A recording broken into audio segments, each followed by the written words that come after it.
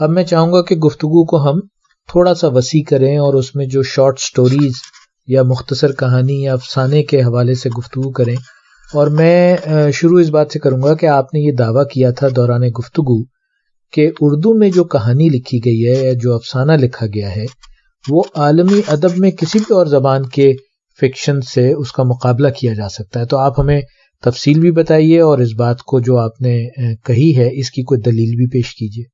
ہاں دیکھیے، وہ بات جو کہ ناول کے کانٹیکسٹ میں پہلے ہو رہی تھی، تو جب ناول اور کہانی کا موازنہ کرتے ہیں تو بنیادی بات تو یہ تھی کہ اردو میں ناول کچھ ایسے نہیں لکھے گئے کہ جنہیں ہم مثال کے طور پہ انگریزی یا فرانسیسی یا روسی ناولوں کے مقابلے میں رکھ سکیں. لیکن ہم نے اردو میں ایسی کہانیاں ضرور دیکھی ہیں، بلکہ کثرت سے دیکھی ہیں، جنہیں فرانسیسی یا روسی یا انگریزی کہانیوں کے مقابلے میں رکھا جا سکتا ہے، یا لاطینی امریکہ کی کہانیوں سے جن کا موازنہ کیا جا سکتا ہے. اس کی وجوہات میں جانا تو ایک بالکل مختلف طرح کی اسٹڈی ہوگی، لیکن اگر آپ واقعاتی انداز میں تجزیہ کریں چیزوں کا، تو داستانیں تو ہمارے یہاں موجود تھیں، قدیم زمانے سے چلی آ رہی تھیں. کچھ عربی فارسی کی روایت سے، کچھ سنسکرت کی روایت سے داستانیں موجود تھیں ہمارے یہاں. اچھا، اب داستانوں میں یہ ہوتا تھا کہ مختلف قصے ہوتے تھے، ایک قصے سے دوسرا قصہ چلتا تھا، پھر ذیلی قصے ہوتے تھے، چھوٹے چھوٹے کہانیاں، افسانچے ساتھ ساتھ. تو افسانے کی ایک شکل تو کچھ لوگوں کا، کچھ ناقدین کا یہ کہنا ہے کہ داستانوں کی ذیلی قصوں کہانیوں میں موجود تھی. لیکن ان کا موازنہ ہم ماڈرن شارٹ سٹوری سے اس لیے نہیں کر سکتے کہ ماڈرن شارٹ سٹوری اپنی ٹیکنیک اور اپنی بناوٹ کے لحاظ سے ایک بالکل مختلف چیز ہے. وہ کسی بڑی داستان کے ذیلی قصے نہیں ہیں، بلکہ انڈیپینڈنٹ یونٹس ہیں جن میں ایک پورا مواد موجود ہے، ایک قصے کا، ایک کہانی کا. اس میں اپنا پلاٹ ہے، اپنے کردار ہیں، اپنی اٹھان ہے، اپنا کلائمیکس ہے، اپنا انجام ہے. تو ان تمام عناصر کو اگر دیکھا جائے، سامنے رکھا جائے اور ان کے اوپر ان کی بنیاد پہ تجزیہ کیا جائے، تو شارٹ سٹوری داستان کے ذیلی قصے سے ایک مختلف چیز ہے. اردو میں جو ماڈرن شارٹ سٹوری، یعنی قصے کہانی کو چھوڑ کے جو ماڈرن انداز کی شارٹ سٹوری ہے، اس کے بانی پریم چند کہلاتے ہیں، اور وہ یقیناً ہیں بھی. ان سے پہلے جو رومانٹک انداز کی کچھ کہانیاں اور کچھ قصے موجود تھے، سجاد حیدر یلدرم کے اور نیاز فتح پوری کے، لیکن وہ صرف ایک شاعرانہ انداز میں کہی ہوئی داستانیں تھیں. صحیح جو ماڈرن ڈیفینیشن کے تحت جسے ہم شارٹ سٹوری کہہ سکتے ہیں، افسانہ کہہ سکتے ہیں، اس کی ابتدا یقیناً پریم چند سے ہی ہوئی. اب پریم چند کی کہانی میں کفن دیکھ لیجئے یا زیور کا ڈبہ دیکھ لیجئے، یہ ایسی کہانیاں ہیں کہ جن میں شارٹ سٹوری کے پورے عناصر موجود ہیں. یعنی کردار ہیں، ایک ابتدا ہے، کہانی کی اٹھان ہے، کلائمیکس سے پہنچتی ہے اور پھر اس کا انجام ہوتا. تو اس ٹیکنیک پہ لکھی ہوئی جو قصے، اس طرز پہ لکھے ہوئے قصے جو ہیں، جو ماڈرن شارٹ سٹوری کے تمام تقاضے پورے کرتے ہیں، وہ یقیناً پریم چند سے شروع ہوئے.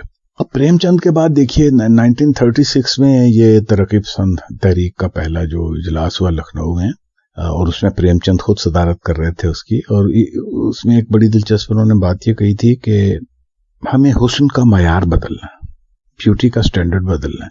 یعنی کیا چیز بیوٹیفل ہے، کیا چیز بیوٹیفل نہیں ہے، اس کی ڈیفینیشن بدلنی ہے ہمیں. اور یہ ترقی پسند تحریک کا منشور تھا ایک طرح سے، کہ جو صحیح اور غلط کو پھر سے ڈیفائن کیا جائے، ری ڈیفائن کیا جائے. تو پریم چند کے بعد جو نسل آئی افسانہ نگاروں کی، پریم چند نے تو ابتدا کر دی تھی، لیکن پھر اس کے بعد پوری ایک لاٹ ہے جنہوں نے مل کے اردو افسانے کو کہیں سے کہیں پہنچا دیا. ان میں منٹو ہیں، کرشن چندر ہیں، بیدی ہیں، غلام عباس ہیں، عصمت چغتائی ہیں. یہ تمام ایک ہی وقت میں پیدا ہوئے. جس طرح آپ انگلش میں دیکھتے ہیں کہ رومانٹک پوئٹس ایک دم گچھے کا گچھا آیا اور وہ اپنے کارنامے کر کے پھر اکٹھا ہی رخصت ہو گیا. تو اردو افسانے کی تاریخ میں بھی یہ ایک عجیب سنہرا دور تھا جو سن 35 کے آس پاس شروع ہوتا ہے اور سن 55 تک چلتا ہے. ان 20 برسوں میں یہ سارے کے سارے افسانہ نگار ایک ساتھ آئے، ایک ساتھ انہوں نے لکھا اور ایک سے ایک بڑھ کے لکھا، اور پھر یہ 60s 70s میں بکھر گئے لوگ، یا ختم ہو گئے یا مر گئے. لیکن وہ دور یقیناً اردو افسانے کا سنہری دور تھا، جس میں منٹو بیدی، غلام عباس اور عصمت چغتائی وغیرہ نے اپنی کہانیاں پیش کی. یہ اتفاق ہے کہ یہی زمانہ ترقی پسند تحریک کا بھی دور تھا، اور ان میں سے بیشتر افسانہ نگار ترقی پسند تھے، کمیٹڈ ترقی پسند تھے. اگرچہ بعد میں تحریک خود بھی نفاق کا شکار ہو گئی تھی، اور یہ اس بات پہ بحث سامنے آ گئی تھی کہ کیا ادب جو ہے وہ کسی اسکیم کے تحت یا کسی فلسفی کے تحت یا کسی پارٹی آرڈر کے تحت یا پارٹی منشور کے تحت ادب کریٹ کیا جا سکتا. منٹو اور اس کے ساتھی کہتے تھے کہ ایسا ممکن نہیں، ادیب کو آزاد ہونا چاہیے، وہ اپنے ضمیر کی آواز پہ لکھتا ہے اور اس سے کسی پارٹی منشور کی ہدایات کی ضرورت نہیں ہے. جبکہ کرشن چندر اور حیات اللہ انصاری اور دیگر زیادہ کمیٹڈ لوگ جو تھے، رشید جہاں اور سجاد ظہیر، یہ لوگ سمجھتے تھے کہ نقطہ نظر ہونا چاہیے واضح، اور ہندوستان کی اس وقت جو حالات ہیں اس میں ہم یہ عیاشی کے متحمل نہیں ہو سکتے کہ ہم بیٹھ کے تو فرضی قصے لکھتے رہیں، بلکہ ہمارے کردار اصلی اور خالص اور حقیقی ہونے چاہیے. اور اگر ادب سے معاشرے کو کوئی فائدہ نہیں پہنچتا تو ایسے ادب کا کیا فائدہ.